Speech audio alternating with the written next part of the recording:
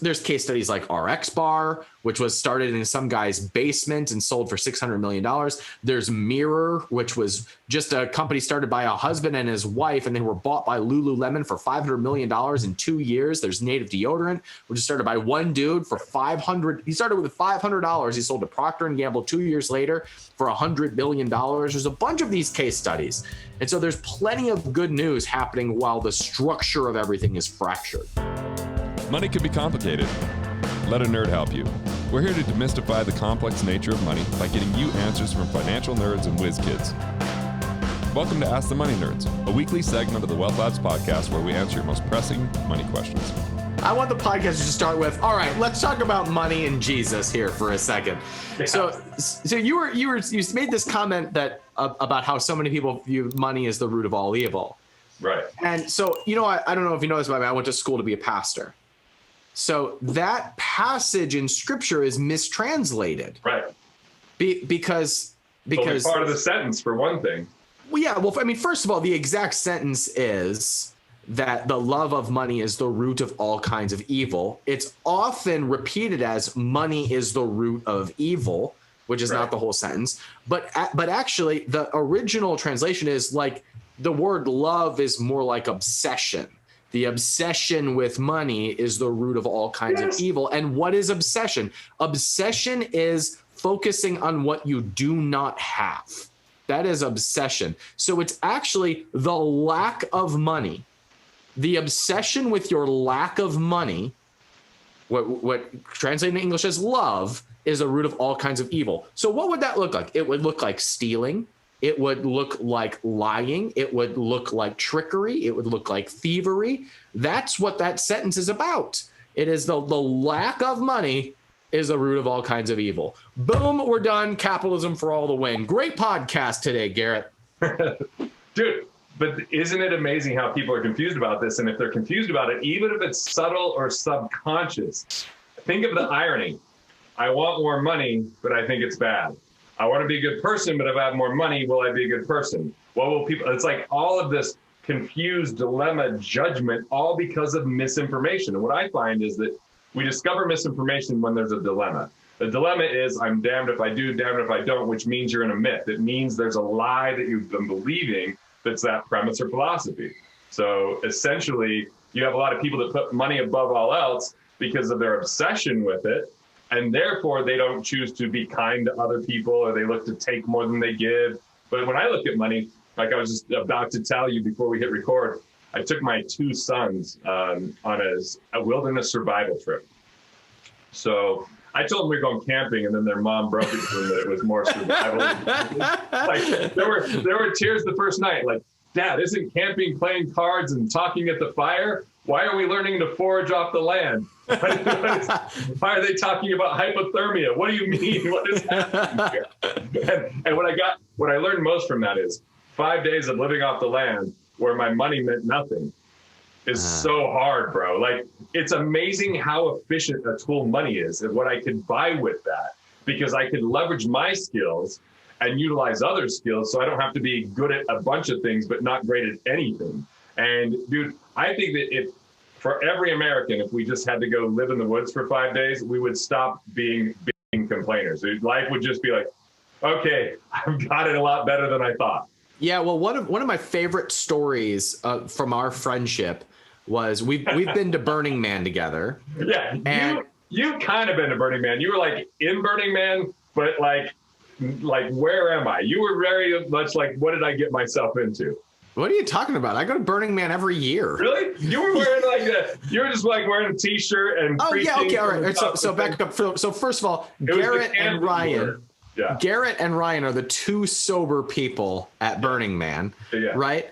And no, I don't dress up. And people make like I'm the one person who doesn't dress. That's my costume. I dress up as a normal person. I go comfortably. You had your Lululemon shirt on or something, you know. So we've been to Burning Man together. You fired me up so much that day, dude. I was like, so this is what happened. So you just said that money is the tool really to sustain work and service to one another and new opportunities for us to pursue.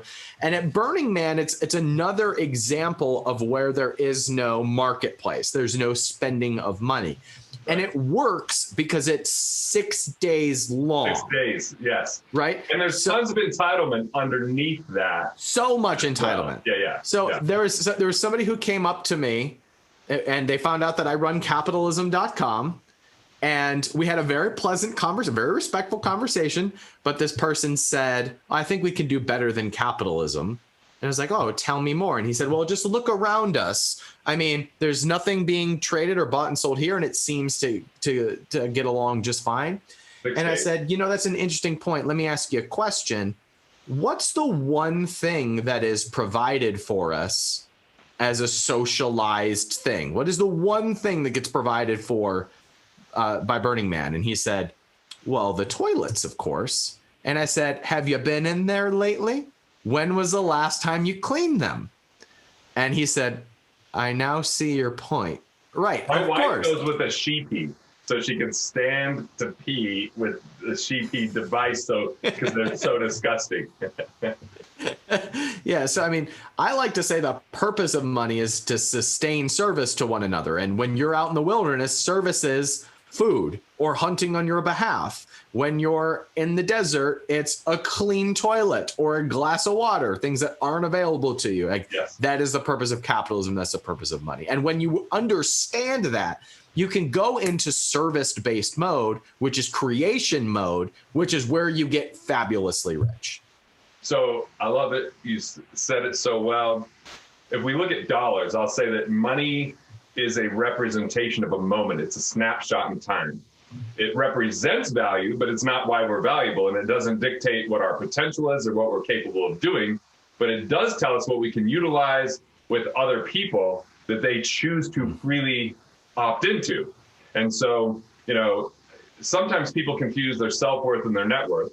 The reality is that money is a byproduct of value creation, and as we create more value, it means that we have to take care of ourselves, but then as we take care of others, we actually get paid for that. Some people skip the step of taking care of themselves, or they think they're just taking from others. And that's where capitalism gets a bad rap, when people think capitalism is about taking, not creating. But there's no system that takes more than communism, and also stifles creativity, stifles ability, and has this great lie that people somehow are just going to wake up and be provided for. If you wake up and you're provided for with never doing anything, it means either A, you're part of the lucky sperm club, congratulations, right? Or B, it means it was on the back of another human being that didn't choose it, but was forced into it. So when we say, hey, we want this human right provided for us of healthcare, that's a human right. Well, who's providing it, first off? And is it now that they have to be a slave to providing for your healthcare because you've chosen it as a right instead of as a privilege?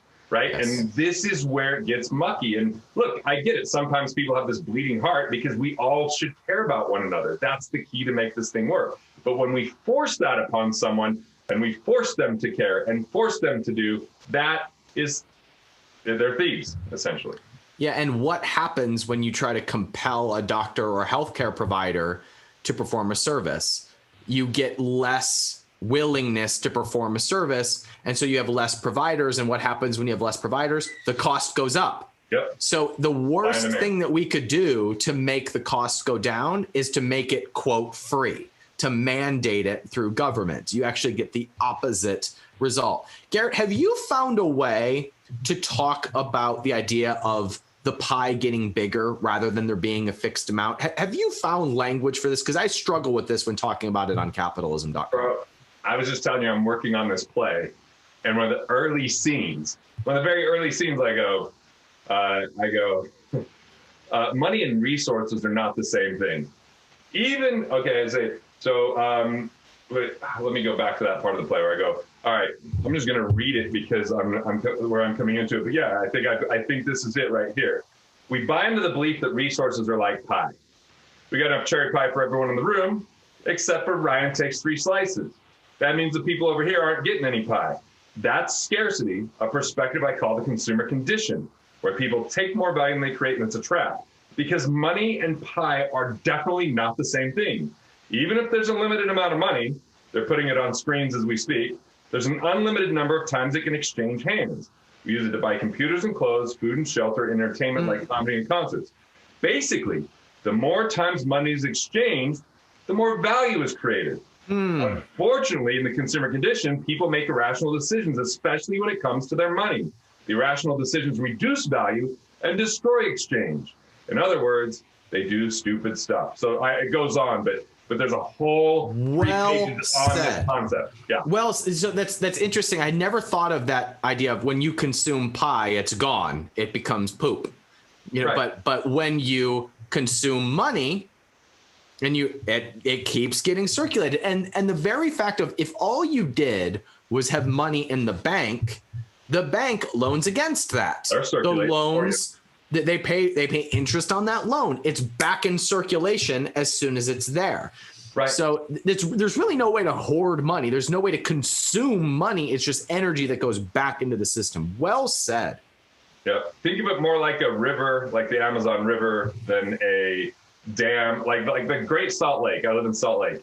Is a dead lake that has a stench. Nobody lives around it. It's just dead. But the Amazon River has so much flow to that river that there's miles of fresh water in the ocean where it enters. And there's an abundance of life to the point where we'd be scared to probably get in that river because of how much flow there is. And so money's about flow, and exchange creates wealth. The more times dollars are exchanged because we serve others, solve problems, or deliver value, the more wealth is created. So dollars follow value. If you want to create more value, create a more compelling vision. You want to create more value, solve a bigger problem. You want to create more value, discover what your talents are instead of expecting someone else to hand you something. Handing, like unearned income, where someone just hands it to you, that's called a gift, or it's called a curse, because sometimes when people inherit money, they feel different about it. They feel guilt and shame, and then they go, those damn 1%ers, I'm one of them, but I'm giving all my money away because they didn't earn it, because they're not stewards of it, right? Yeah, and right now, you work with a lot of high net worth people. How are you approaching being a good steward of that money when we've got 0% interest rates, we've got a changing economy? Like, what's going on for you in this analysis? Has anything changed in your approach right now? Yes, it has. So tell me. So in the past, people could be a little bit passive with their money and be okay. I wouldn't call it great, but they could be okay. Yeah. But in the next 3 to 5 years, the transfer of wealth will be so substantial that if you choose just to set it and forget it, invest early, often, and always, put it in a public market and hope that it works out in a mutual fund, it's a very dangerous time and territory because of what's happening. First thing we have to understand is in the next decade, in the next 10 years in the United States alone, 50% of the wealth will transfer hands, because 418,000 businesses on average per year will be sold that are private businesses. That's we're talking about almost 5 million businesses in the next 10 years are going to exchange hands.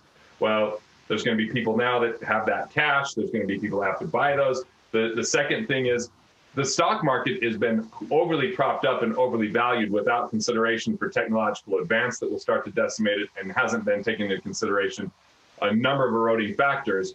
And the reality is 84% of the gains in the stock market are got by 10% of the investors, which are mostly hedge fund managers that are actually trading short and long at different times. So when they say the market did 6% in a year, it might be 3% for the average investor just setting money aside, and inflation is going to decimate that 3%. Now we have to worry about deflation first and then inflation next. But if we just sit on money, it's going to be worth so much less. And there's more money in the economy, which will go back into the hands of people who are buying businesses, buying real estate, or doing intellectual property. Everybody else that's just handing money over or setting on it and saving it without intention for it will find out it will be worth less, and that they will be in a more dangerous situation because the things that they want to buy that actually matter from an investment standpoint will be further out of reach. So it is a critical 3 to 5 years that people start taking responsibility with their finances and do something about it. Otherwise, the middle class is going to become lower middle class in the next 5 years, and the upper class is going to become really wealthy if they're thinking about investment and leverage and acquisition instead of savings. So in other words, in even 10, 15 years ago, having a more passive approach made a lot of sense. And I remember kind of the old business like presentation that would say, like, well, you just park your money and get 9% per year. Yeah, the And it 90s, made you could sense get at the like time. you could get like 15% in the 90s. And some people's minds still stuck in the 90s. We're in a time where it's going to be like 6 or less. So it's not, and inflation's going to be much higher. So now. how do you figure that? Because that hasn't been the case in recent memory. I mean, we've had 20% gains for the last like 5 years or whatever it's been. So what's different in your opinion? Okay, so I've done a little bit of detailed research on this. Okay, so if we look from the year 2000 to 2015, which, you know, there's a couple bad years in there. There's the 08 to 010, 2000 to 2002. But the market, if we look at actual companies that went out of business in the S&P 500, and instead of, see, one of the tricks they do marketing wise, you know marketing well, so you'll understand that there's people that do these things. When there's a company that goes out of business in the S&P 500, they just replace it with the next biggest company. Mm-hmm. If you lost money on that stock that went out forever, and yet they just replace it and say what the new returns are with the new company, not zeroing out your account. So your average return is inflated. Your average return is not your actual return because of that loss. And then the second thing is volatility has a major impact on investing. So if you have 100 grand and you lose 10%, you're down to 90 grand. Now, when they say the market's rallied, we're back up 10%, you're at $99,000 if there were no fees. But there was fees associated. They don't waive your fees during downtime.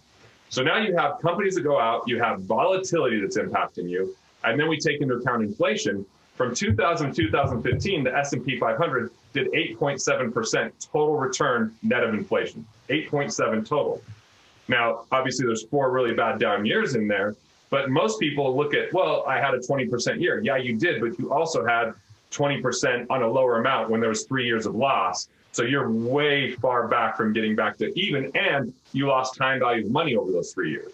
So we also just see in the future, like, dude, how many small companies are going to overtake these big companies? If we look at the S&P 500, how many of those 500 companies do we not really love doing business with? But we like other up-and-coming companies that are using technology that could displace and make those other companies irrelevant, that they were only relevant because of past retail rules. Or they're only relevant because of acquisition structures that are in a different sector that will start to compete with them in ways they can't see because they're not nimble, they're not quick, and they don't have innovation. So ultimately, we're going to see a higher rate of decline with companies going out of business. We have plenty of volatility. You're watching the volatility like crazy right now. The fees are in existence, and that's not even accounting for, Ryan, flash trading. Flash trading is skimming some of the returns from the average investor. So there's just so much complexity in something that has been made to seem simple. And my problem with it is, why is it synonymous with the majority of Americans that investing equals stocks?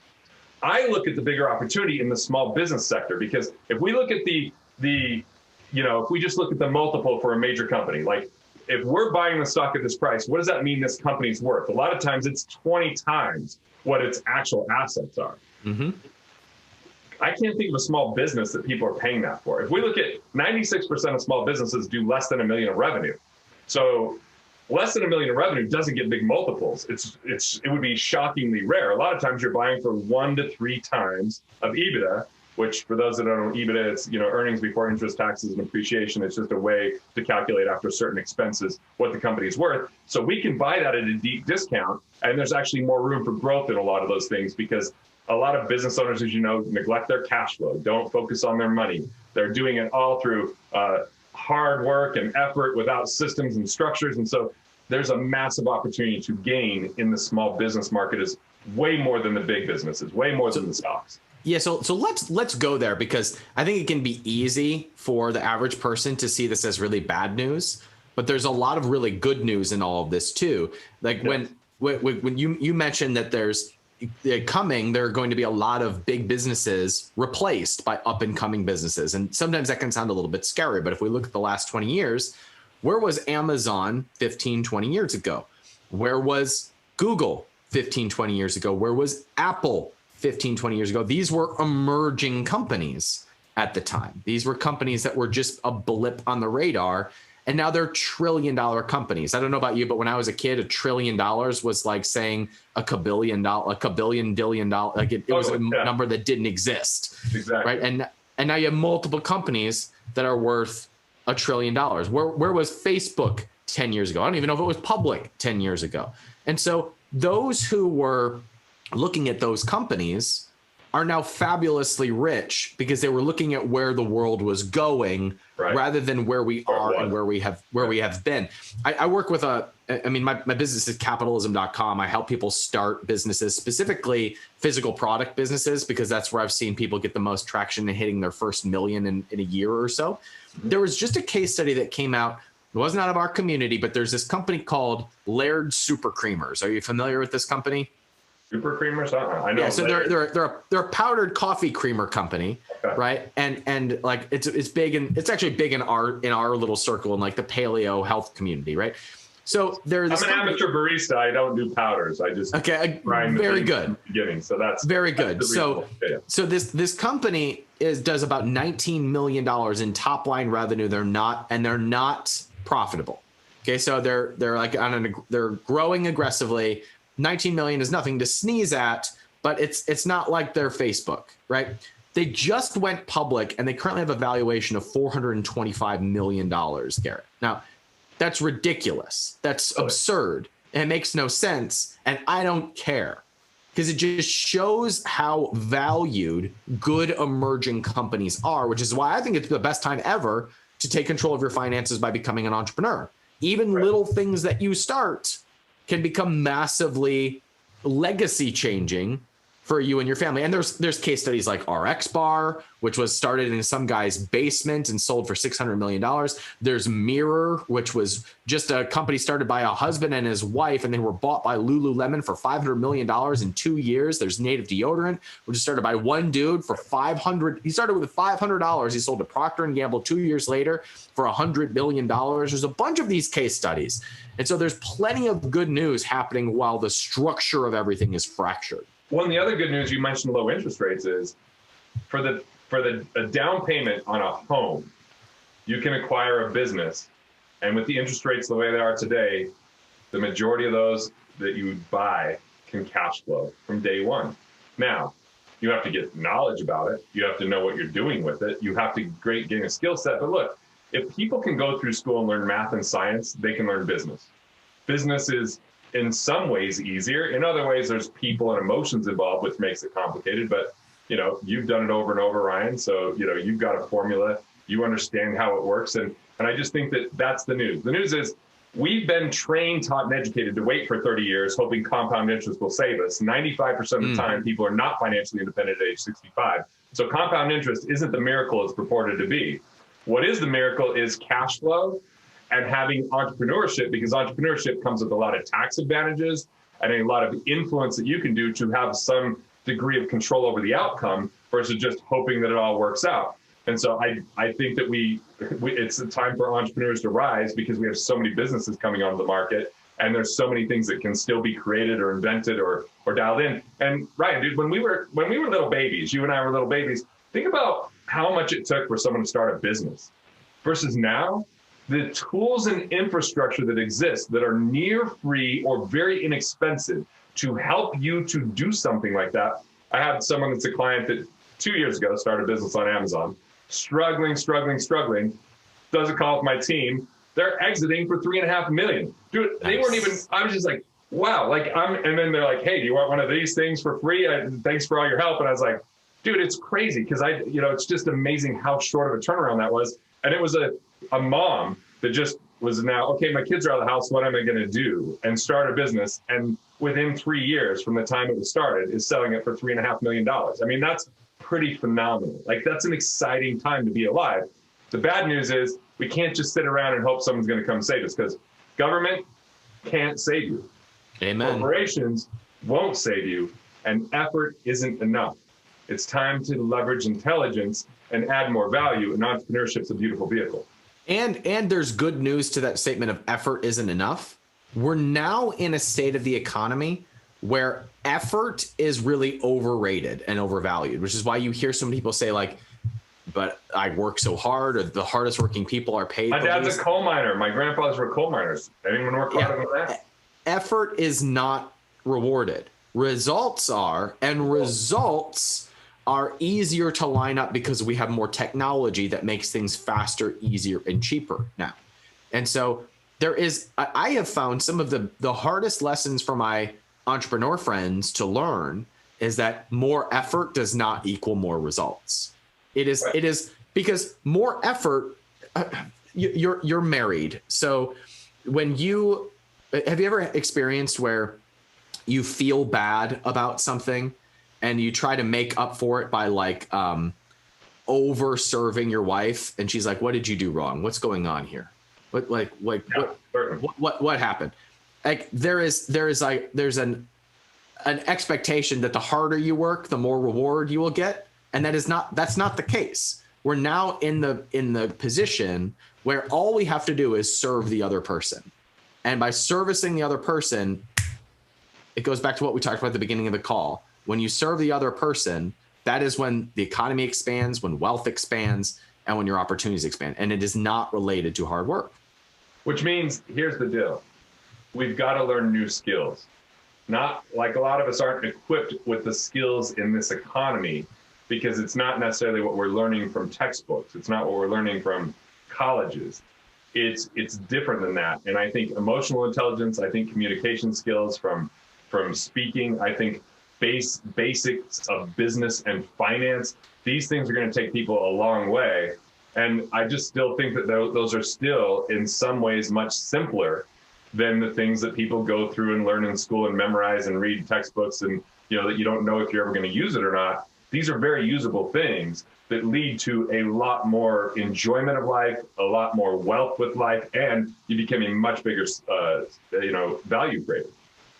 Garrett, a lot's changed in the last couple of years with tax reform, with Fed policy, with COVID and stimulus bills and all of this. One of the things that I have admired most about you is you find ways to move money in a place where it's protected and it can grow. You have a unique eye for finding assets and for depreciating things and just the actual strategy and structure for this. The time we're recording this, we're right on the heels of an election. Is there anything that you're planning for or responding to based on Fed policy, election, and all that's happened that's different as recently as a few years ago? Have you adjusted the strategy at all? So the first strategy that I like, because people change in politics and different parties get in and different philosophies, from a tax perspective, I always have the largest number of possibilities I could execute at any time. Interesting. So like, for example, 2006, I bought a lot of artwork at a deep, deep discount because I bought collections from two artists and I agreed that I would never sell it on the open market. So it was a big, quick transaction for them. And then what I could do is after holding it for 3 years, I could donate that art. And I could donate it for the appraised value, not the book value that I bought it at, which gives me that $2 for every dollar I spent. So that way, when I sit on that art, but then if there's a major tax change, taxes go up. They repeal certain things. Like actually, the 2017 Trump tax plan took away my largest tax strategy I've been preparing for 5 years. What it was real estate depreciates for tax purposes, right? You could depreciate it and write it off. Well, intellectual property depreciates faster than real estate. And when you have an evaluation on your intellectual property, and the way I was structuring it, I was going to be able to start depreciating it over a shorter period of time, and it was going to be a massive tax advantage. And Trump's tax plan turned that to capital losses, not depreciation. And so it really... On IP or on real estate? On IP. I see. Real estate, he got even more pro. But but the good news was, even though that happened, we were researching everything else on the bill, and there was something called 199A. And 199A was what originally was talked about going to be the 15% tax rate for business owners. And what it was a pass-through deduction for businesses that have employees and take a certain amount of salary that you could get your tax down to 20% over 37.5. And so I was able to initiate that to offset it. But then COVID hits. And so they come out with the CARES Act, and they have these 3 new IRS notices that come. And a lot of people didn't know these notices. What people paid attention to was, well, I can get $100,000 out of my retirement plan without a 10% penalty. Well, I don't believe in a retirement plan, so I don't have one. So I don't even care about that, right? Here's why I don't have a retirement plan really quick. One, I never plan to retire. I want to build a life I don't want to retire from. Number 2 is I wouldn't get into business with a heroin addict. And the government is a heroin addict for tax. And if you're going to make them your business partner, and they tell you they'll take the tax out in the future, what makes you think they're going to take less in the future, not more? We know the only way that they make money is through taxation, so why would I get in a partnership with them? So that was just a side note. But these rules that came out with the CARES Act, one was a net operating loss. So it used to be that you couldn't write off more than 80% of your operations inside of a business. So you'd have to just pay tax if there was 20% more. And there's other times where, you know this, like sometimes you invest a lot in a business one year and the next year it's more profitable because of what those infrastructure was. Well, what you can do is go run a profitable year against a loss year and mix and match it. And they took the cap off, so you can go to 100%. So you can go all the way back to 2015 and be like, man, in 2016 I had a huge year. 2017 we reinvested a lot. Let's flip-flop that for tax purpose, and then you get a rebate. And so now all of a sudden you go back and get, R&D credits if you've done anything with software or websites or apps, or you can get domestic production credits if they were before a certain time. That kind of got changed with 199A, which is research and revenue based upon that research. So I'm always looking at how many doors can I have open for access to tax advantages. And then number two, I'm actually refinancing or at least getting lines of credit against every piece of real estate I have because interest rates. Interesting. Now, am I going to tap into that? I don't know. But what I do know is we're going to be able to make money on the buy with distress. When people are distressed, they have to liquidate quickly. And those with cash get that deal. Those without cash, like the simplest example I have there is my wife and I were going to buy a home years ago. And it was coming out of the 2008 recession. So they were asking $2.2 million for a home that they had like $3.3 million in. And I was like, you know what? We're going to get this for 1.5. My wife's like, really? I'm like, yep, because I know that they are asking too much because of their emotions, and there's not a lot of activity on this. So I just 45 days we're negotiating. I had it down to 1.6 million. I'm like, see, we're one offer away. And all of a sudden, they didn't respond to my offer. And I was like, 1.5. I feel it in my gut. Turns out, a family that had 1.5 million of cash said, we'll close in 5 days, and we've got the cash here. I had an approval from the lender, which they knew was at least a 30-day process, if not a 60-day process for a jumbo loan like that. So when you have cash, you can make money on the buy. So I am looking to have more access to cash than I've ever had, because I might buy a complementary business that supports Wealth Factory. I really feel like the next phase, intellectual property, is going to be even more valuable. People are learning different because of COVID. And so we have a way to reach people in a much more leveraged fashion than ever before. And I think we fast forward 5 to 7 years because of what COVID did with quarantine. So intellectual property, real estate, small businesses, and tax are my big 4 initiatives that I'm focusing on based upon everything that's happening here. And you've got to own assets to battle the amount of money that's being circulated and added to the economy. It makes sense. And what I found most interesting there is that you're securing lines of credit against your assets, not necessarily borrowing against them so you have the cash now, but securing the access to capital so that if and when the economy melts, you have the ability to move really quickly to buy up those assets. Now, here's a counter question for you. So I was a little bit nervous about that. I like how I'm interviewing you and now you're interviewing me. Nobody knows whose podcast is this, what's going on. We obviously know each other well. Burning Man. I'll shut up after this. I'll shut up after this question. I promise. I'm good with it, man. As long as you're happy, I'm good with it. I'll shut up. But I have one burning question. So there was. I was afraid that there was going to be a meltdown in March of 2020 when everything shut down. And I had just put a house on the market and was like, I mean, is there even going to be activity on this? Crazy. Ended up selling in 3 days. And today, just a few months after I closed, Redfin says it's appreciated 20%. 20%, right?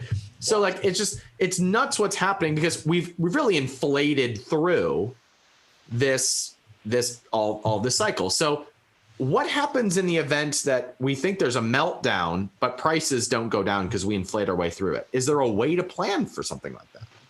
Okay, so first let me explain just a couple things for everybody. People do not buy homes or cars based upon purchase price anymore. They've been buying them for a long time based upon payment. So what's happened with cars is it used to be you get a 36 to 60 month loan.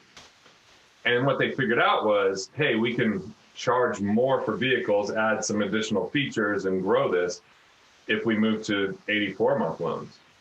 And so what happened was people started buying more expensive vehicles. So if you just think 20 years ago, driving around on the road versus today, look at the types of vehicles there are. There's so many nice vehicles. Is it because people can afford it and have a higher standard of living? Part of it. But part of it's because they've extended the loan out to keep the payment the same. So they end up with a nicer car because they're now encumbered for a longer period of time. But, you know, we'll see what happens, because back in February of 2019, 7.6 million Americans were behind on their car payment. 7.6 million, that's substantial. Which means the value is being held up artificially on what vehicles can really sell for. Because A, if we just had to pay cash for them, you know, and then B, if there's all these defaults and then you have all the cars entering the secondary market, what's going to happen? But the same thing's happening with homes. When interest rates are as low as they are today, like, dude, this house I'm sitting in right now, I've never paid it off, even though I could, because the interest rate's always been really competitive and low. But right now, if I move to interest only, because I'm not going to live here forever, I'm cutting my payment in half right now. And I'm like, cool, I'm going to cut my payment in half. I'm going to get a line of credit with the equity. That's because I got 2 appraisals, one yesterday, one the day before.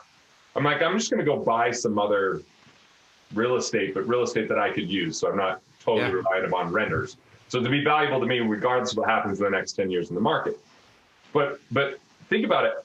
If you go to a country where they don't do mortgages, like Egypt, you're going to see totally different housing. Now, obviously, we have a totally different economy, but it's completely different on how small their houses are, the quality of their houses. Financing transformed America, because now all of a sudden we're buying on payment, not on purchase price. And so even the price of our homes are very high and artificial just because it's easy to access cash. And where did we see this for sure? 2008. Look what happened. Look at how much real estate dipped when lenders tightened. And when we found out that people had multiple homes and they weren't even using all of them just because they could afford the payment. And a lot of the payment was being afforded on a home equity line of credit, not by cash flow. So right now we do have a bit of a situation where, you know, supplies are short on, you know, I just put in a new deck at my cabin, and it was about 50% more than I would have paid at any other time, simply because the Trex was completely out of stock and I had to go with what was left over, and the price was higher and the labor was higher because they're in high demand right now because people are at home more often and they're going, oh, we should fix this up with our house. But guess what? Because of COVID and social distancing, the supplies are a lot more expensive. So what we're seeing is, if you want to go build something, it's really pricey now. So people don't want to go build. They're going to buy existing homes. That's raising the price. And I had 2 5-acre plots of land in the mountains for sale for 2 years. Guess what? During COVID, they just sold one after the other. Like, people are just like, I don't know what it is. Mountain land, especially because they're not out doing stuff in the city. So where does this leave us? Well, I think at every turn, the way it works is high-end real estate is always dangerous because that's where we have second homes and third homes, and that gets hit hard. But lower tier or just more affordable housing should be extraordinarily stable through all this and actually have a rising future, because when people have to downgrade or when there's because I still feel like there's a reckoning in the economy. Regardless of who gets president, I think there's a reckoning coming in the economy that we've been artificially holding up with low Fed rates and adding money to the economy and, you know, whatever it is, because look at how many, but the other good side of that, because I know you're really good at the positive side, high unemployment is the prequel of an amazing economy, because when we're over employed, people are disengaged with their job. Employers are having a hard time growing because they're having a hard time finding labor. But when there's unemployment, then people start looking for something better, or they look for something that will work, or they're willing to work for it because there's competition. And businesses during good times can get a little bit fat and lazy with their finances. They start to get lean and innovative. And I think that I think there's a downturn coming, but I think on the other side of that is going to be an unprecedented upturn if we don't mess it up. That's interesting. I once heard Paul Zane Pilzer say that the number one indicator of a growing economy, of the signs of good times, was unemployment due to technology. So people being replaced by technology was a sign that there was a boom to come. And it sucks in the short term. And we try to mitigate that with low interest rates. Man. Yeah. That's right, because there's emotion attached to it. But it's usually a precursor to the next boom. That's really And I think that the number one thing that if everybody could focus on is what skill sets matter. How do we continue investing in ourselves? How do we continue to gain abilities that are useful so that we can serve people in a greater capacity? And it's a simple question. Either A, how do I serve more people? Or B, how do I serve the people already that I'm working with in a deeper way? And if we continue on that quest and asking those questions and investing in ourselves, where I think that the economy is problematic is when people try to hold on to a relic of the past. Coming from a coal mining town, is coal mining really where our future's at? No, it's not where our future's at. We've got better technology. We've got other ways of doing this without creating death and black lung and a terrible work environment. But people that are coal miners and think they know nothing else want to hold on to what they've got. I call that playing not to lose. This is my whole plays about this. There's two paradigms that people get stuck in. One is playing not to lose, which is hiding from our problems. It's about preservation and accumulation. It's about scrimping, saving, sacrificing, deferring, and delaying. It's about protection, right? And so you have a lot of people that are in that because they come from the Great Depression, families that go, we lost our home in the Great Depression. Well, guess what? The rules are different. They can't take your home if you're making a payment. Back then, they could take it if you couldn't pay it off. So the second thing, and this is probably what we're more guilty of, Ryan, and the people we know, is playing to win. Playing to win is only focused on the future, always on the treadmill, never enjoying the present. And so it's always not celebrating win, on to the next thing, hustle, hustle, hustle, grind, grind, grind, work, work, work, more, more, more. Like they're both actually, if we break it down, the ego. Fight on play to win or flight on play not to lose. Yeah. But I believe there's a third paradigm. And I think the third paradigm is we create a game worth winning, which is a vision compelling enough that we have to collaborate with others, that is beyond our current capability and reach. And it's something that really creates something valuable for ourselves and others. And when we create a vision worth pursuing, we've already won the game. And now it's about enjoying the process along the way. And so there's a whole kind of methodology about that. But people aren't good at creating a game worth winning or knowing what the vision is because they're stuck in one of these other crappy paradigms. Amen. That was extremely well said. The phrase that came to mind for that was, that's play to play. That's play for the purpose of playing. Like when I go to your tribe thing, you're just having a blast. We're out in like some, countryside part of Texas, and you're like a little kid. You're like hanging out with your daughter, having fun. You're like, like that's a win and play because you figured out enough of the money game that your days aren't required for labor. You can choose what you want to do. Now you didn't just go, cool, I'm done. I'm going to sit and drink lattes and eat meals and do nothing because there's only so much of that before you start getting very bored and unengaged. What you did is go, well, then what's next? What can I do that's compelling and exciting? There's people that win the Super Bowl and become depressed because that was their only vision. That's and right. if our vision, as Dan Sullivan would say, isn't greater in the future than it was in the past, depression sets in. And so I'm here to help people have a vision greater than their problems, unlock their hidden capital, which is mental and relationship capital that leads to more financial capital. I want them to choose value creation over survival. And ultimately, the thing that binds us all together is the most abundant, collaborative, amazing resource is love. If we actually just love ourselves and others, we've won the effing game.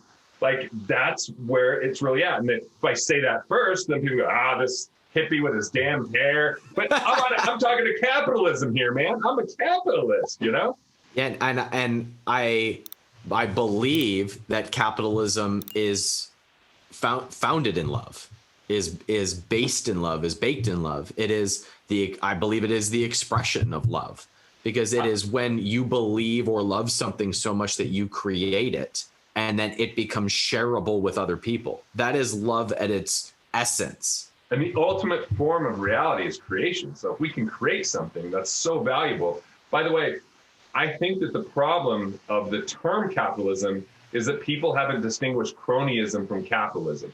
That the people that are socialist or communist that point out the problems of capitalism are seeing cronyism and thinking that's the same thing. They don't differentiate. So I don't know if you want to define that or you want me to define that, but I think that's where the crux of the issue is. Yeah, cronyism very simply is when business and government collude. It's when they get in bed together and they change the rules. Now, people will often see that and want to blame business for that. I blame government for that, because government gets in the way. Government makes it incentivized to partner with them. I blame people for that. Government or Sure. And so you can blame people for that. And where do you have more direct say over government or in business? Well, you can stop buying products from a business. Yeah. You can't just change the government. Here's the deal.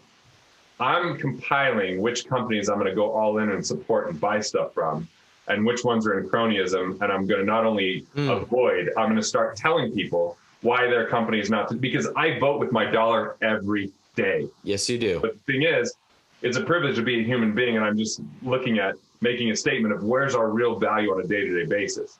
And I think that conversations like this are extraordinarily helpful, but I also think how we live our life, whether it's having a vision or a vision over a vote, is infinitely more valuable. A vision over a vote. Yes. I publicly said in 2016 that Trump wasn't a real capitalist because he made his money by partnering with government and giving government contracts, which was cronyism. He's a cronyist.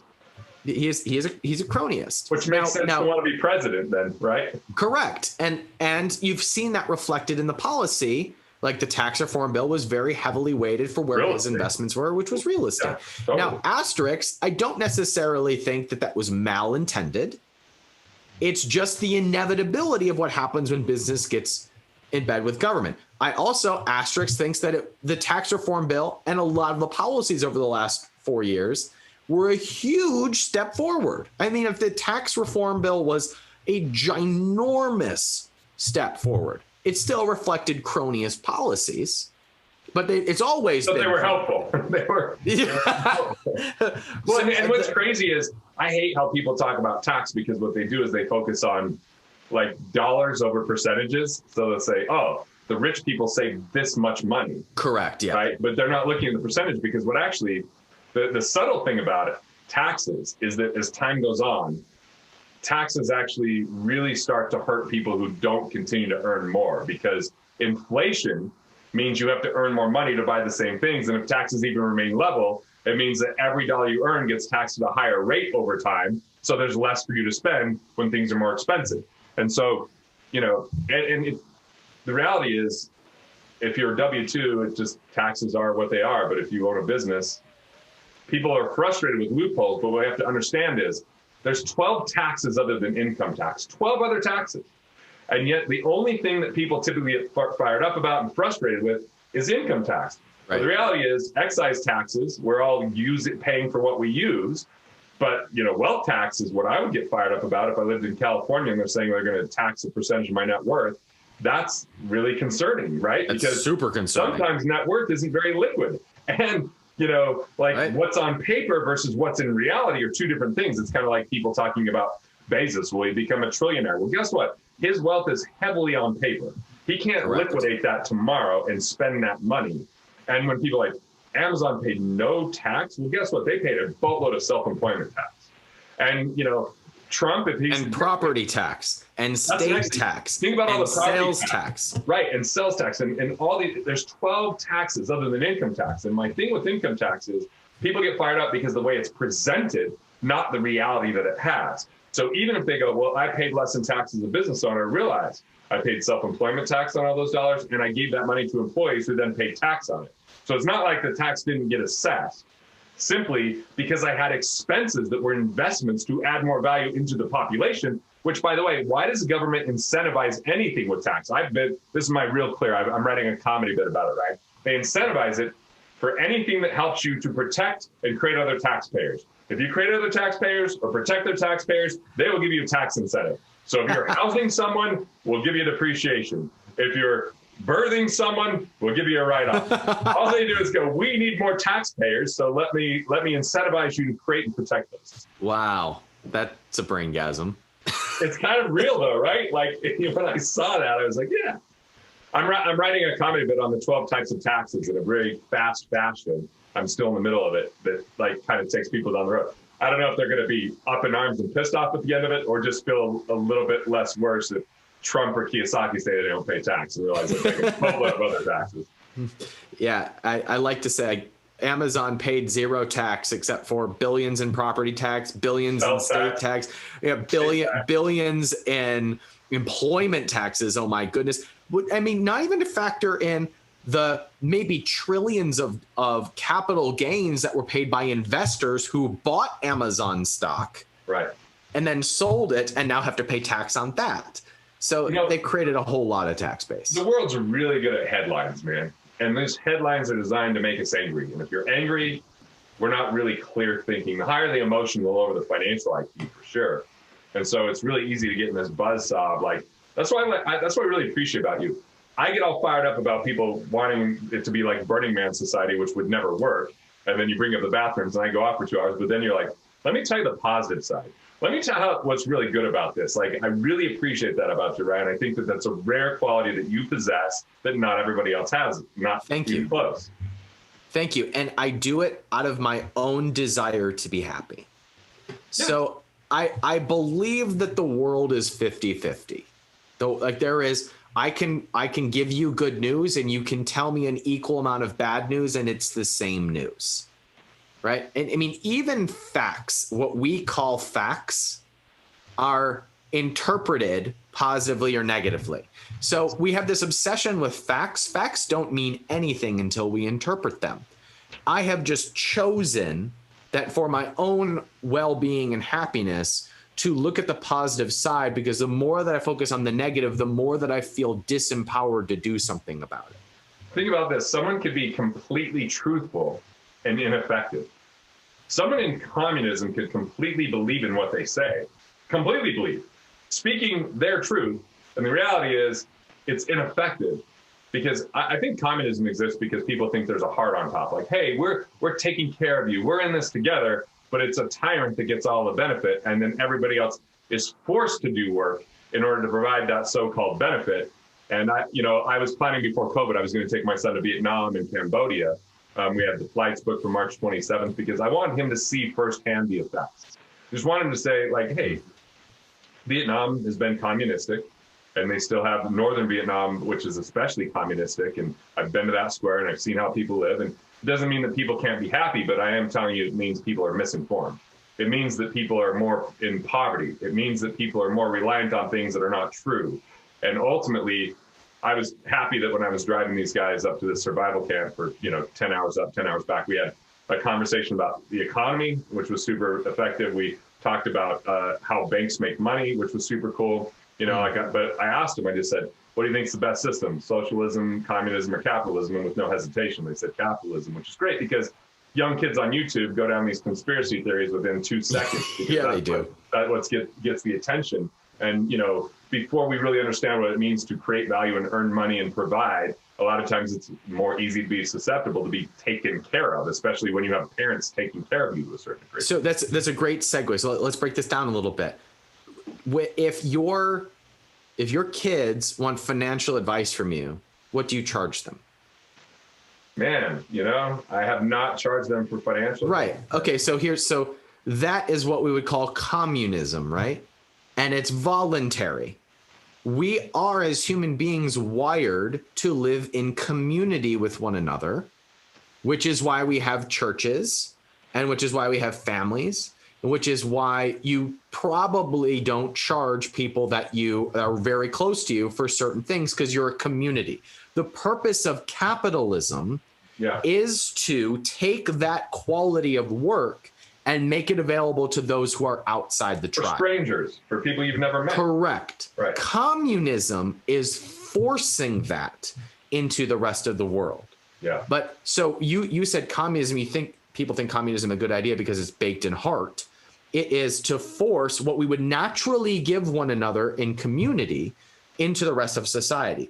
The challenge is that by forcing it, you destroy it. Right. You destroy the service to one another. 100%. The purpose of capitalism is to bring that service to one another outside the tribe to strangers, which is why I say that the purpose of money is to fund and sustain good work and service to one another. And when you can frame it to that way, to someone who disagrees with our ideals, they soften. because the purpose of capitalism is to make healthcare available to those who don't have it. The purpose of capitalism is to make education available to those who don't have it. The purpose of capitalism is to make wealth available to those who don't have it. And if you see the freest markets, that's where that happens. You see it happen in healthcare. Healthcare, in the places that it is not touched, it becomes cheaper, better, and more available to those who don't have means. In like education, we have free education everywhere. Education is now free. And it's available to everybody because we have places like the internet where it has been untouched. And so the more that you allow human beings to be in their natural state, which is in service to one another, which is love and contribution to one another, the more that it becomes a positive cycle where goods and services become more available to one another. So capitalism is not about creating wealth, although that happens. It is about making service and contribution accessible to everybody. The byproduct is that those who create it, who operate in love, who operate in service, get fabulously rich. It's the byproduct. Yeah, it is. It's the byproduct. Right. So here's how I would summarize it. Vision is the win. Value is the way. Dollars are the byproduct. And prosperity is your state of being. Love that. Yeah. So I feel like you need to be more passionate, dude. I mean, come on. I mean, I'm the one. I have no opinions about this. Yeah. I mean, have you thought about this at all? I mean, dude, a little bit. I had so much fun with that Burning Man debate when you're like, look at the provided for bathrooms. I'm like, oh my God, that's like nuclear. It's terrible there. It's just look awful. at anything that is provided for us. Look at the DMV. Look at even something like the Postal Service is getting crushed right now by private industry. Now, I do believe that government can have a progressive effect in industries that don't currently have a marketplace. I think NASA is an example of this. There was no marketplace for space travel, and then NASA pioneered it. But guess what happened now? And we benefited from that. And now there's private companies popping up for space travel. That's it. And so NASA can play less of a role. We can stop spending money there. But once the government is no longer necessary, we tend to hold on to it. All right. So in reality, we can let it go away. So here's what I got for you. The thing that ruins it all, any of this, is censorship.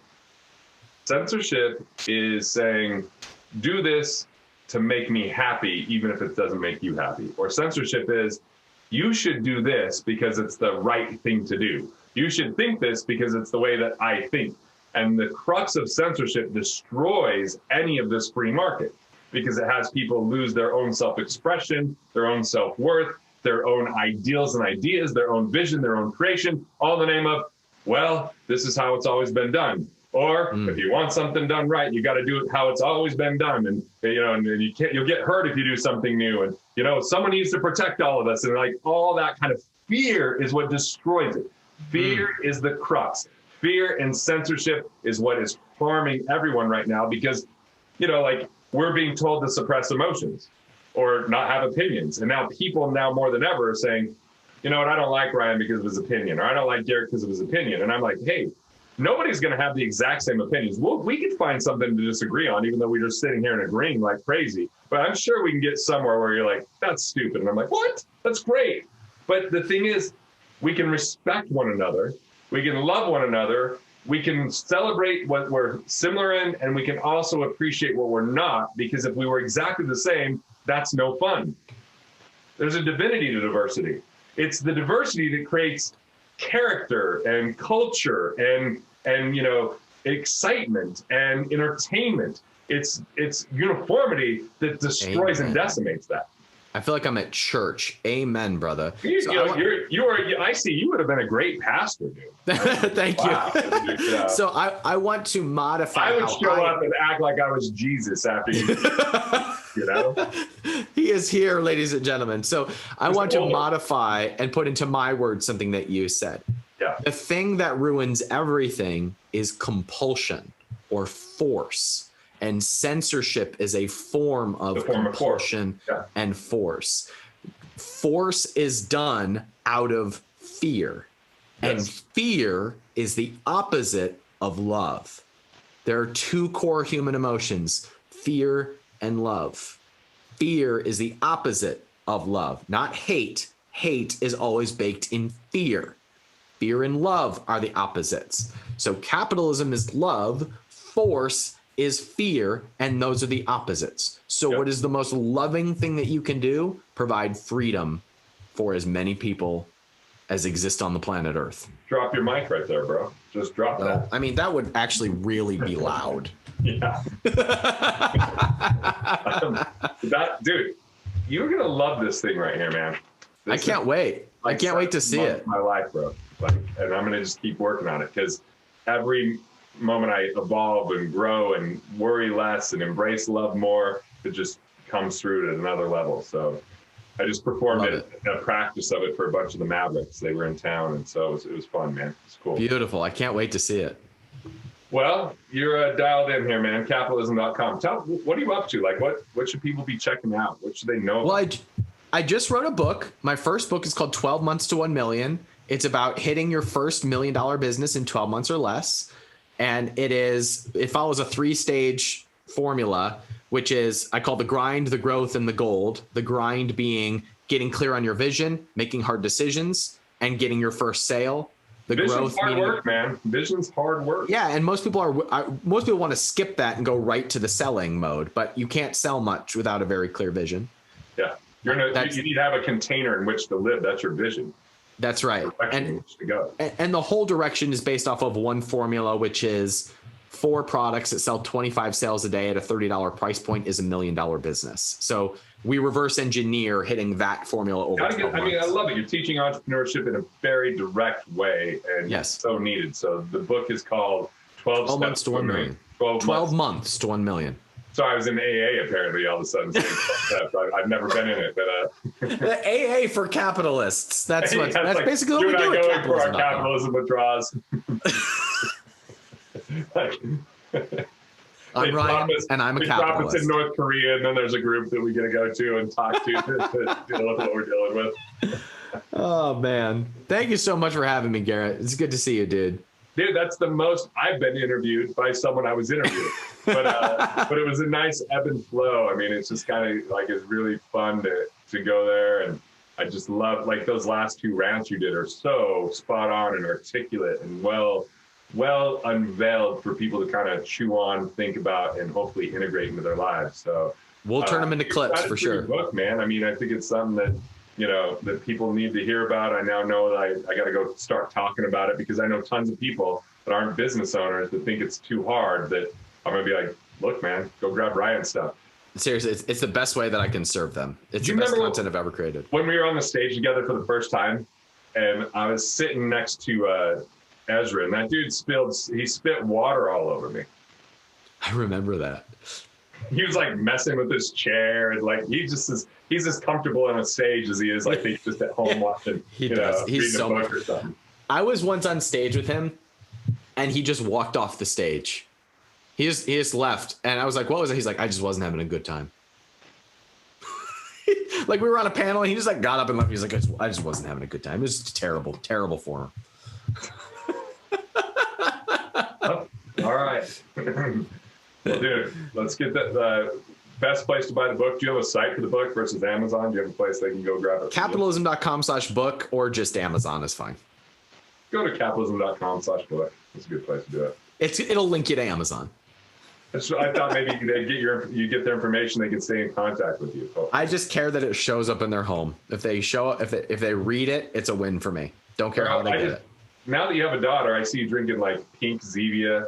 Like I just like that you've embraced this. This is the best flavor, man. Grapefruit, highly underrated. Cool, man. Cool, dude. Good to see you. Good to see you, man. Hey everyone, this is Garrett Gunderson with Ask the Money Nerds. And are you wondering where to allocate your money? Where can you invest right now? Are publicly traded companies like the stock market, mutual funds heavily overvalued? Yes. Are there better opportunities out there? Yes, absolutely. And there's the big 3 that are going to help people own and control the future when it comes to their money. And I'm going to talk about the number 1 thing today because we got in a question on Ask the Money Nerds. It was from Chris, and he says, "For starters, I'm in love with your podcast. I've listened to all of them. all of them countless times over. This is a person I love. I want to answer all his questions many times over. So the past several months, he says, you've helped me understand the concept of always paying interest. Pay yourself first, and loads of other, wealth areas. My question to you is, you've been talking a lot lately about businesses slowly becoming available at a lower cost because of economic downturn we find ourselves in. It is early. We're not seeing a ton of that, but I'm bringing the expert that can tell you what's really going on there. I can't wait to introduce him and tell you some of the things that have happened since I've met him. So where should I be looking to find these businesses given they align with my core values? Outside of just having personal connections and keeping my ear to the ground, is there somewhere to look for these business opportunities? Thank you so much for what you do. Has changed my life. All right, so I'm bringing on Walker Deibel. Did I say your last name right, Deibel? That's right, Garrett. Yes. I thought it was. I just making sure, Yeah. Like I just call you Walker because you picked me up in your car when I went and spoke in St. Louis, and you said, "Dude, are you a life insurance salesman?" Because you read What Would the Rockefellers Do, and I was like, "Well, I sold it till 2005, so I guess so, but not anymore." And I warmed you up before I asked. Fair question. I mean, you picked me up. I had no choice but to ride to the place I was speaking at, and we became friends. You came out to one of my workshops, and honestly, I don't know how many copies of your book I bought, but they got handed out pretty quickly. And one of the first people I handed the book to is now profiting $40,000 a month from a business he acquired 18 months ago. He then had his brother buy a business because he was going to be in a company that Warren Buffett bought, and he saw the writing on the wall that he was going to get paid less or get fired. And so he actually got to move from some little town in Wyoming that you've never heard of and moved to Hawaii, and his business is profitable and got him a great place where he can see the water from his house. So that's just one person, and he just keeps sharing it with person after person. So he gave away all the books that I had, and now I have to just have people who get it on their own.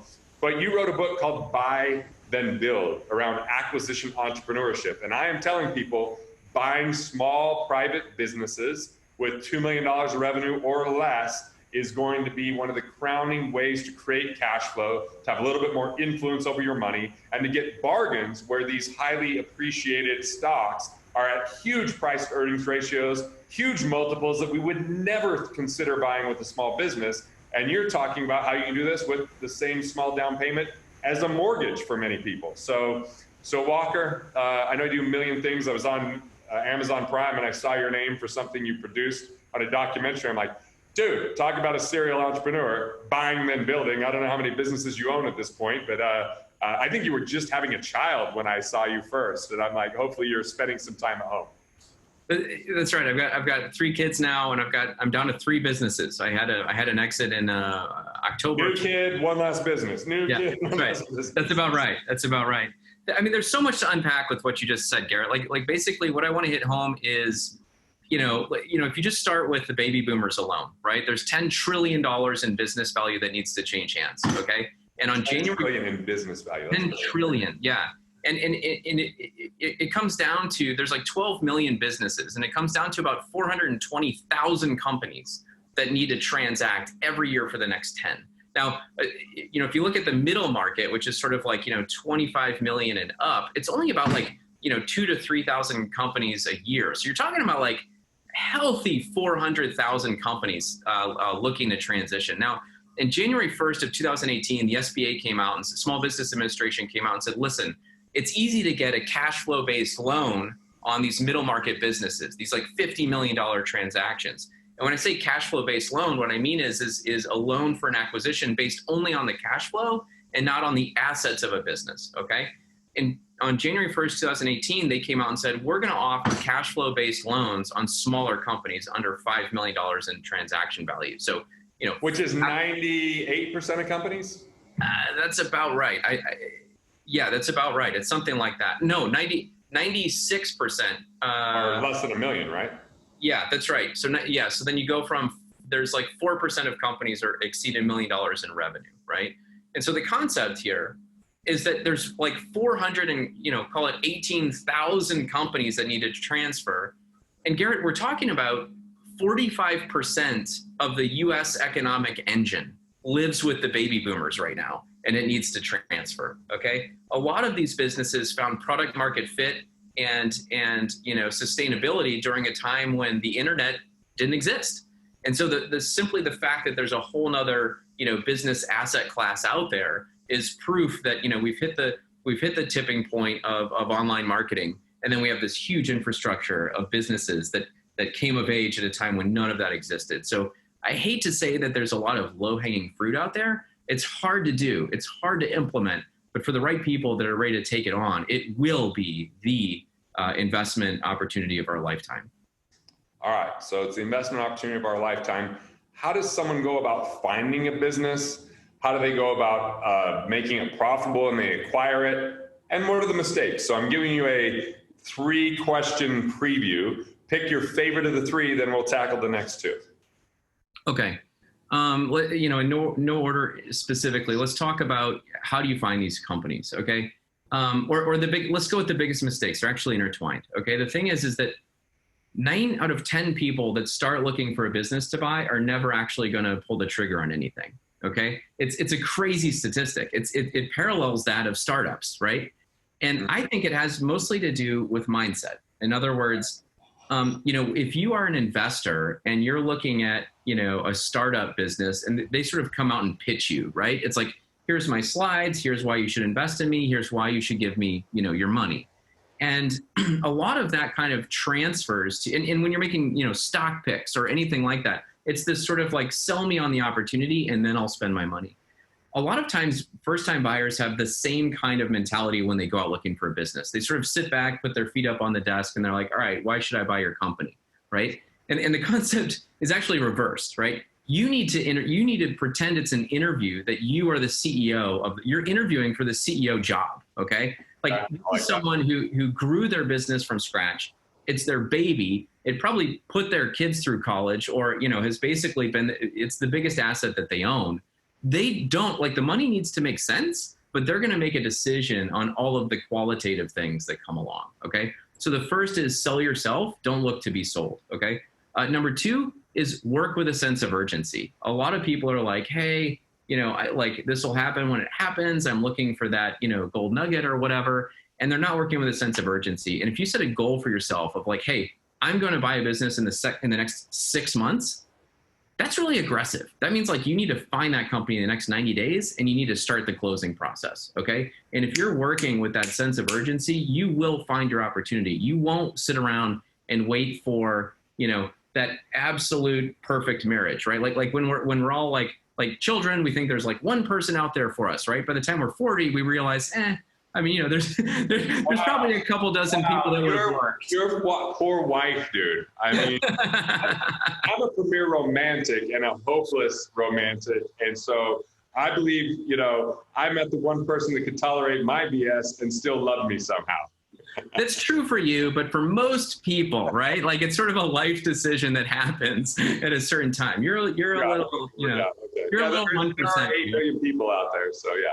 And so the thing is there's a lot of relationships that could work, right? There's a lot of businesses that make a lot of sense, right? And the thing is understanding the underlying drivers that are important to you and the growth opportunity that is right for you and what you bring to the business is the little thing that makes the big difference, okay?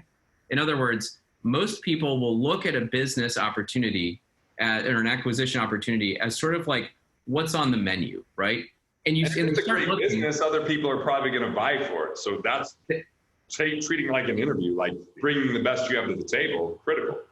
They go into the restaurant not knowing if they want chicken or steak or pasta or if they're a vegetarian or they don't even know what they're looking for, right? So finding out what it is that you bring to the table as a CEO is the thing that's going to help you identify what's the right business for you. And what kind of things for people that have never owned a business before would they need to prepare for? How complicated in your mind is it for someone who's never owned a business to run a business? Is there things that you would do if you had never owned a business to do this right?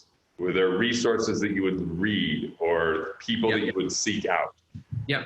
I mean, saying you're going to buy a business is sort of like saying I'm going to go get a job. There's so many different types of companies that it's impossible to answer the question. What I would say is that, I make money a few different ways. One of the things I do is I work as a business broker for online businesses. And I think that online businesses have a high degree of transferability. So they're easy to buy and they're easy to sell. And it's also kind of like business light. In other words, they tend to not have like, 35 employees, at a manufacturing location with all kinds of capital equipment and things that can go wrong. And so the more people you add and the more pieces of equipment you add, the more increased complexity there is, right? And so there's kind of like, there's just kind of like, let me answer the question this way. Search funds have become very popular in MBA programs, right? It's the number one, like entrepreneurship through acquisition is the number one elective MBA class at every single school in which it's taught. But it's only taught at 11 schools, okay? And the concept is search funds. So like, MBA students basically getting financed by these, institutional capital firms or angel investors to go out and find a business and buy it and run it, okay? And the thing is I've often questioned, is that a good idea for like a newly minted MBA to run out and buy a company, right? And the thing is that I thought I was ready when I graduated with my MBA. What happened was, it was, I found the private markets. They're opaque, they're fragmented. It takes a while to figure it out. And so I spent a couple of years looking, but during that time I had a couple of jobs. And Garrett, I just want to tell you, I learned more like just in my mid-20s, like out there doing it, like actually trying to sell things, actually trying to, manage teams of people, actually trying to, run production, that like I got to actually like break things on other people's dimes before I ran out and bought a business. So working for the type of business that you might look to, acquire. So going back to your menu analogy, chicken, steak, vegetarian, like once you identify this is what I'm going to acquire, yep. Then you uncover your investor DNA, like how you understand how you would run that, learn from those people. Even if you're paid less than what you want, be paid with that education, be paid with that information, be paid with that insight. And then, especially if you were going to work for somewhere that wanted to sell in 3 years, go That's ahead and put yourself right into that purchase. That's right. So I think like understanding what you bring to the table, working with a sense of urgency, and really understanding that, you're applying to be the CEO of this company are sort of like the three things that make the big difference in initiating a search and actually closing on something. Yeah. So the mistake would be not knowing what you're looking for. Yep. Going into it before you're ready. Not knowing what would make you ready or who to learn from. Yep. And then, just not knowing where to search would be another mistake. Jumping into something too early would be another mistake. Trying to do too much alone. Yeah, so when you get into like I would say once you actually get to LOI, like what letter of intent, and you could put in an offer that's accepted, the mistakes that happen after that are, it's sort of like do your due diligence. It's kind of amazing to me how many people are sort of laissez-faire about their diligence, and what that means is it We're already bought into the idea before we've done the analysis. Like I already know I'm going to buy it, so I stop looking at due diligence because I'm convinced. That's it. And I'm just speaking from my experience of acquiring a business. Just saying. Yeah. No. That's it. And the thing is that like this is how it actually surfaces. The day before closing or the week before closing, it's like, yeah, I don't know. I just have cold feet. Like I just feel like I can't close it for some reason. I don't know. I'm not comfortable. Well, you're not comfortable because you didn't do your diligence, right? Like if you actually jump in and do financial and legal and operational diligence, you're going to be very comfortable. Now, there's always a leap of faith. It's always a little nerve-wracking, when you're taking out a big loan to buy something that like its destiny is dependent on your ability to actually create the future you're after. But the thing is like do your diligence and just prep, right? And the only other thing that I would say is it's not exactly a mistake, but it leads to one, which is a lot of first-time buyers really don't understand that most sellers are not evil by nature. In other words, they think that they're trying to dodge some kind of bullet, or like, oh, if it's so good, how come they're selling, right? And the thing is that like, probably a percentage of people are bad people, okay? That leaves 99%, okay? When you go to sell a business, it's a natural part of the life cycle of entrepreneurship. Okay. Like number one, we build something of value. Okay. And it's a value. And then, we get it to a certain point doing what we know what to do. And then it sort of starts to flatten out. And as entrepreneurs, we all kind of have shiny object syndrome to some degree. And so you get sort of on to the next thing, and like you start, planting seeds, and then you're like, wait a minute, I can do this, but what I really need to do is sell this company first so that I can focus on the next thing, right? And so you've created something of value, and it's time to sell, right? It's time to exit. It's time to sell to someone to take it to the next level. At the same time, if you look at that growth from like 0 to 1, if you will, when you're starting a business from scratch, and compare it to, buying a company with, if you use a lot of leverage, put a small down payment in, the curve is very parallel, right? Like you're building that equity in the company almost at the same rate, especially if you can grow it, right? And so it's just a part of the natural life cycle. And then once you have run your course, it's time for you to sell as well. So yeah, and that's part of the acquisition entrepreneurship gold mine is if you have new insight, new energy, a new person, there's definitely some break off in that, but there's also a possibility for breakthrough, for bringing that, energy to it. So where do people find businesses? Like, you're a business broker. Like I pretty much just tell people business brokers. I mean, do you have a better answer than that? No, I think that's the best place to go, frankly. Look, there's a lot of attention. Once you break into like, okay, what is acquisition entrepreneurship and how do I do it?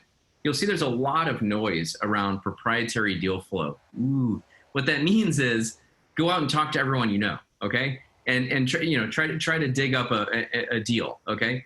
The thing is look, I spent a lot of time trying to do that myself. Off market deals happen all the time, okay? It happens. But number one, every business owner who hasn't talked to a business broker yet or gotten a valuation, or business broker, by the way, can be called intermediary, investment banker, M&A advisor, it doesn't matter, okay?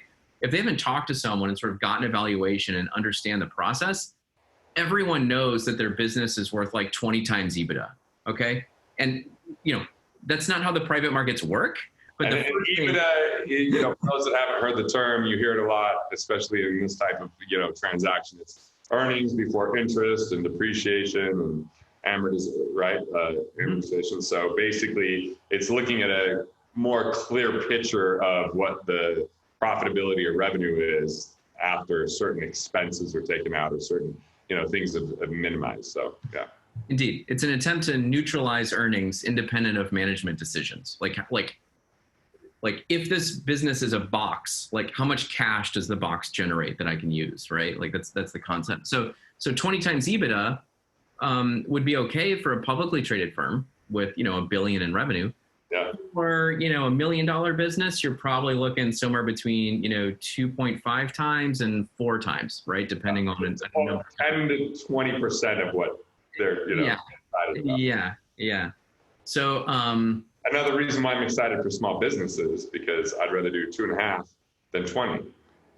Like if I'm buying a small piece of a publicly traded company because I own a share, well, I'm buying that and I'm basically saying it's worth 20 times more than what I'm paying for it, essentially, right? It's like a 20-year potential and where it's going to go to. Or if I'm buying this other business, I'm like, I'm buying it today for 2.5 times what the EBITDA is, which is different than even revenue. And so it's just there's a lot more upside potential or immediate cash flow, which most stocks don't produce a lot of cash flow, but a private business could.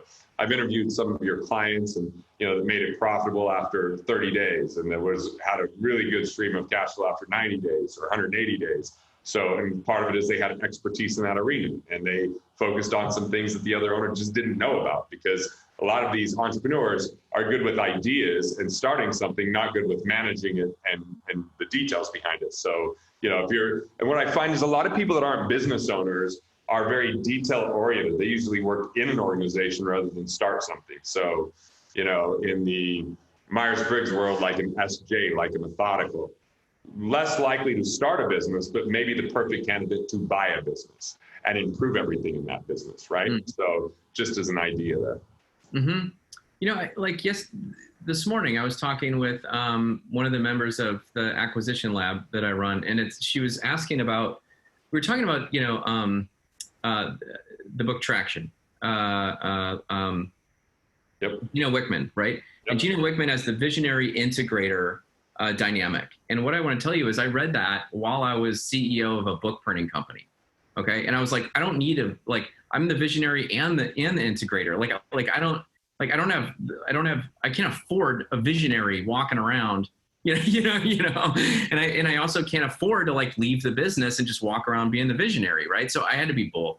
And so what I came up with before I read the book was actually revenue generator or profit maximizer. Okay. And I feel like if you're in not a high growth business, or you're in more of a mature business or something like that, I feel like you kind of resonate in one of the two places.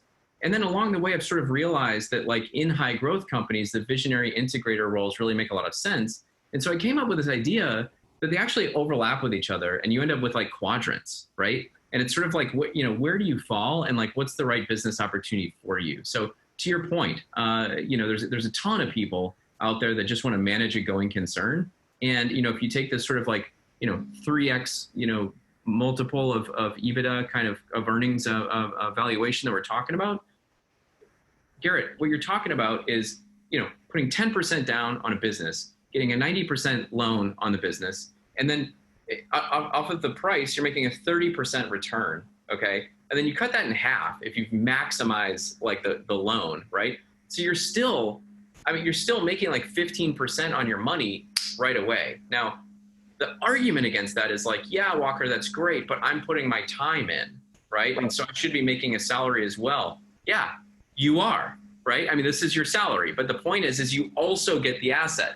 So you're working your cash flow statement, you're working your personal income statement, and you're working your balance sheet simultaneously. Yeah, you have more control over the outcome of your income. You have more influence. And I think this notion of passive investing, where we just give people our money and then money comes in every month, is a faulty notion. The reality is, the more active we are up front to buy an asset that can continue to generate revenue, the more passive it becomes over time versus just watching our money pass us by. And this is the travesty for humanity, is that we've been taught, trained, and educated, hand your money over, wait for 30 years, and it's all going to work out. Well, 95% of the time, it does not work out. So I like this because you can look at the predictability of the business, the financials, how long it's been around. And, I'm thinking of two people that weren't business owners that read your book and bought businesses, and they're doing great. It doesn't mean there isn't trouble at times and they don't have to get involved. And there isn't, like, yes, it requires effort. When we think there's something for nothing, we're being robbed of our livelihood. It doesn't exist. There isn't mailbox money for 99% of the people or 99% of the time. Even if you're part of the lucky sperm club, meaning you were born into the family, you still got to behave a certain way if you want to still get it. If you're going to win the lottery, you're one in however many people that actually win it. The rest of the suckers are just giving their money away. And if you marry into it, that's probably the hardest work there ever has been, to be able to get money, because now you got to fake that you love someone, and that's a pretty tough thing to do. So I look at this as a much better alternative here, right? So Walker, thanks for answering those questions. I got to have you back on to Ask the Millionaires, because we did get more questions around this. But I will say, I don't endorse a lot of books, because first off, I only endorse books that I read. And what most authors do is say, hey, I want you to endorse my book. Can you have it to me by Thursday? And it's Tuesday. And I'm like, well, I can't. But you actually got me the book, got it to me on time. I read every page of the book, and I personally wrote the endorsement. Now, I don't know if you massaged it or made it better, but I did write the endorsement that went into the book. And then I endorsed it so much that I bought a bunch of copies. We handed it out to clients, and I consistently introduced Walker to people and connect them to my team, because this is an important part of our future when it comes to investing. And a lot of the financial people out there don't get paid on a transaction for you to buy a private business, including my firm. We're not paid on that. I don't care. I'm here to make sure we're doing the right things so that people can get ahead, because there's going to be a major transfer of wealth. And this is one of the 3 avenues that transfer happens. Make sure you're on the right side of that transfer. You can help out your employees. You can help out, the people that are your customers, rather than just watch your money dissipate when you're in an overinflated stock market that has no accountability. So, Walker, any final words before I bring you back on and interview you again?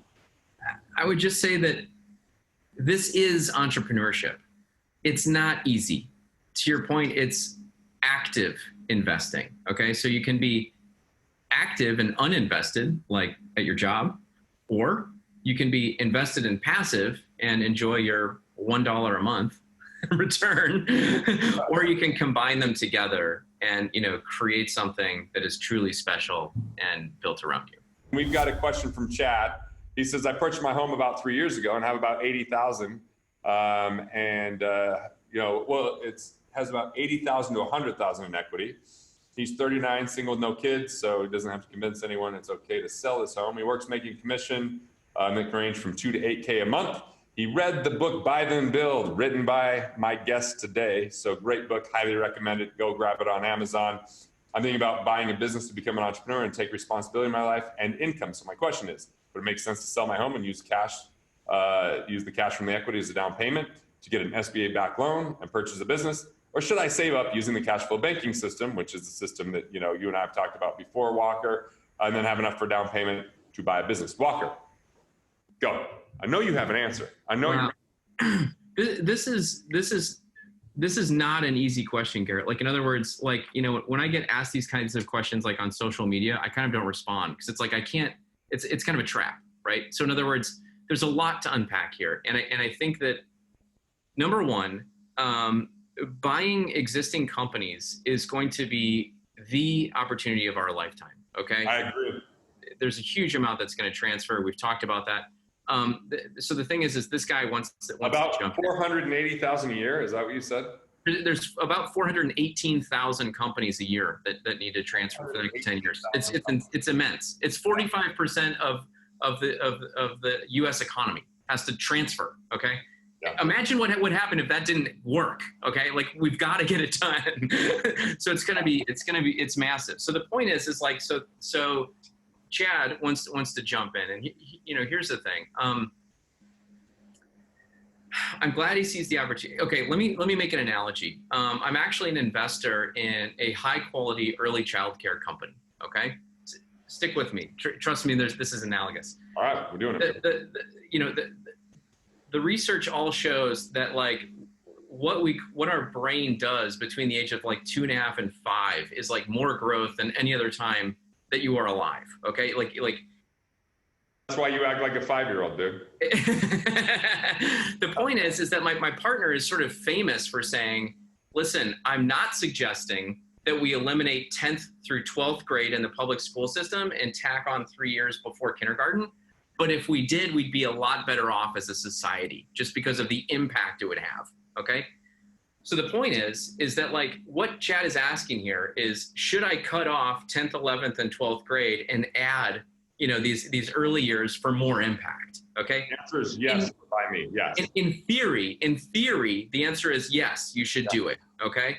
But the thing is there's a lot to unpack there. Okay. And the thing is like telling someone to sell your house, spend your entire net worth into a business, and go take a loan out that's worth 10 times what your net worth is, you're sort of eliminating any kind of margin of safety. Okay. You're sort of exposing yourself to a potentially unfair, risky advantage. So it's a risky disadvantage. So it's incredibly difficult to just like type back on social media, like, yeah, do it. Okay. Because if something goes wrong, like, you're in a bad spot. Okay. So what I would recommend to Chad is to actually do the Garrett Gunderson trademarked cash flow, what you call it? Cash flow banking system. Keep your house. That's a backup plan. That's your backup plan, right? Yeah. Get your education in business on someone else's dime while you're saving up. Okay. So work for the right organization. Exactly. And feel free to take risks in your job. Be bold. Okay. Because when you turn to acquisition entrepreneurship, this is entrepreneurship. You have to be a leader. You have to know where the company is going, and you have to manage that future. Nowhere to go but your pocketbook, right? That's it. And a lot of times people think that, entrepreneurs are taking wheelbarrows of cash out of their businesses, and a lot of months it's quite the reverse, right? You gotta like keep it going. So I have a friend, Gary Nealon, that says, he goes, entrepreneurship is the only thing where you can be looking at buying another home 1 month and then canceling your magazine subscriptions the next. Oh my God! Like, put that in a bottle and sell it. That's it. That's perfect. So it's that volatile, right? And so I think that there have been times in my life where, I've owned a business, but it's been like 100% of my net worth, and I've had debt on it. And it's just like, there's a lot that hangs over your head on those days. And it's amazing kind of who has power over you when you put yourself in that kind of position. Mm-hmm. So I don't know that I would recommend, like, if you have nothing at all, to just like, put 100% of everything you own, on one thing. Let me talk out of the other side of my mouth. It is the single best opportunity in terms of which one's the devil, which one's the angel. That's what exactly. Hey man, dealer's choice. But the point is buying an existing company and owning a company is the number one vehicle for building wealth in most people's lives, period. Okay? So it's a balance. You've got to get the balance right though, and that's up to you. All right, so I like this. You don't just cash everything out and be like, hope it works, otherwise I'm desolate. You go get your education working inside of an organization, which is the type that you'd want to acquire, and start seeing what works, what doesn't work, get mentored, learn, ask tons of questions, use that as part of your compensation. Hey, can I make sure that I get to talk to you X amount of times? Can you show me how this works? Hey, do you know other people or competitors that might be selling a business? Would you like me to run a division and we can partner on it? There's so many conversations that can be had, and some people are going to hold it a secret. No, you're going to lose out. Tell them what your intention is. Tell them what you're looking for so they could either support it and help you grow or know it's not the right place for you to go. I had a coaching call with someone yesterday, Garrett, where he's like, hey, I want to buy a business and da-da-da. I'm like, well, what are you doing? He's worked at the same company for 8 years. He's the number one non-family member, and the owner is 66 years old. And I'm like, let it be known what you want to do. Like, I think there's an opportunity for you to buy this company that you're working in. And he was like, oh, I didn't even think about it, right? But I think that there's one other thing that Chad is asking here that needs to be sussed out, which is he's claiming he's got 80 to 100K in equity, okay, in his home. So a lot has happened since the public. If he does sell his home, that's tax free, which is good, up to $250,000. So there is no tax.